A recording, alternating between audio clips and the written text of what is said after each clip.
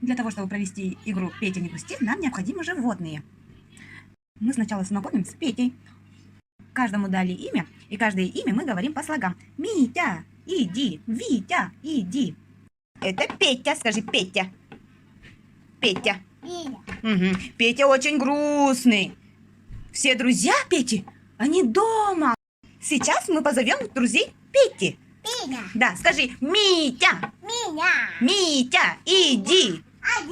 Иди. Вот Митя. Вот Митя. Митя. А теперь зовем Витю. Витя. Иди. Витя. Вот пришел Витя. Вот пришел. А, такие радостные, да? А теперь позовем Нину. Нина, скажи. Меня. Иди. Меня. Вот Нина. Вот пришла Нина. Да. А теперь позовем Диму.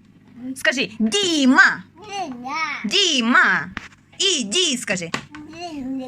Давай. Вот Дима прибежал. Дима прибежал. А теперь позовем Тому. Тома, скажи. Бума. Тома, иди. Да. Вот Тома. Вот Тома прибежала. Теперь все друзья вместе, и они будут дружно играть, да? Да, ура!